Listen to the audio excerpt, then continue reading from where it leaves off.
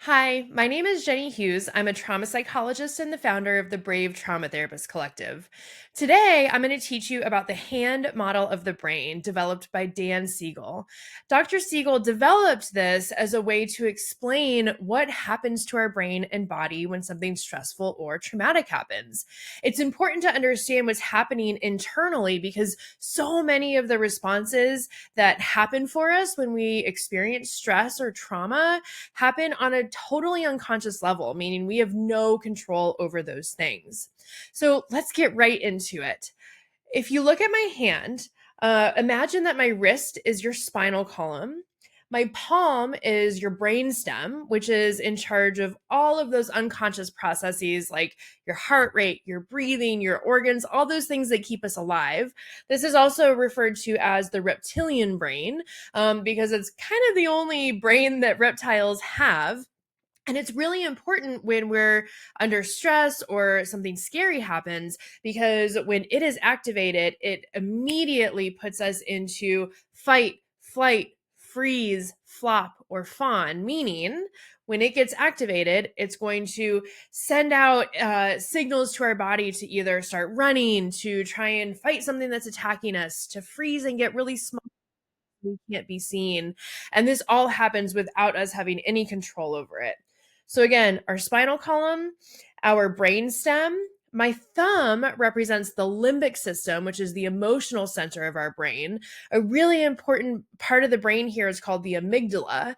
And the amygdala is what sends out those signals of, like, oh my gosh, there's something really dangerous. We have to take care of it right now.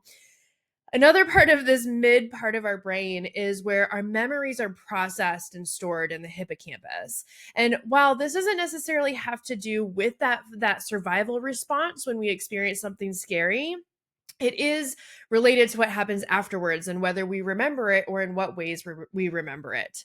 And then my fingers over top, this is the cortex. It's all that squiggly stuff that you imagine when you picture a brain. And this is the really smart human thinking part of our brain. And these front knuckles right here is the prefrontal cortex.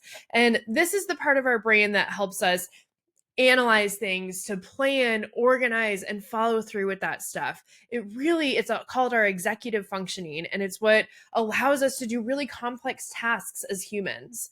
As cool as the cortex is, it is not helpful when we are scared, when we are threatened, when something traumatic happens. So let's say I am standing at a stoplight and I'm waiting to cross as a pedestrian, right?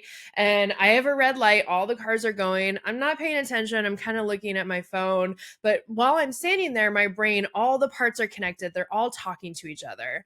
Then, because I'm kind of distracted looking at my phone, I start to walk thinking I can go when in my peripheral, my eye catches a car. Immediately what's going to happen is my cortex is going to go offline. I'm going to flip my lid because this thinking part of my brain takes way too long to. Then my limbic system, the amygdala, is going to be like, uh-oh, Jenny, you need to step back. And it is going to send a signal to my brain stem, which is going to move me back. Okay. All of that happens in a split second. It all happens without me even realizing it or choosing to step backwards, because that is exactly how my brain and body evolved.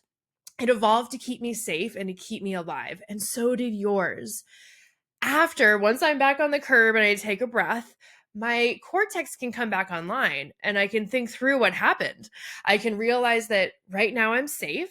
I'm standing back up on the sidewalk on the curb. What happened was really scary, but nothing bad was a result. And I can use this smart thinking part of my brain to tell myself what to do in the future, right? Don't do that again.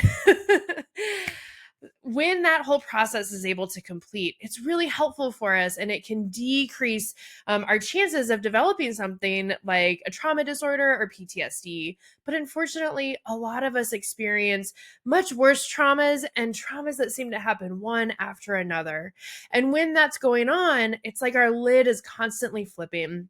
we're constantly going in and out of survival mode, and it makes it really hard to pay attention, to feel connected, to feel safe. And that is when it is really, really helpful to find a trusted trauma therapist who can help support you in processing that kind of work. Understanding what your brain and body do in these situations is really powerful for you right now, so that you can know and remember that whatever you did during a traumatic or stressful experience, it wasn't your thinking part of your brain. It wasn't that smart, conscious part of your brain. It was the unconscious parts that were doing their job to help keep you safe, to help keep you alive. It was nothing that happened was your fault. And when you are stuck in that lid flipping over and over again, there are really effective treatments that can help. So you're welcome to reach out to me if you're looking for a trauma therapist. I can provide lots of referrals through my members in the Brave Trauma Therapist Collective, or do your research and see who's nearby and who you connect with, who you resonate with, to start doing this really powerful work. Thank you so much for watching this video, and I will see you soon.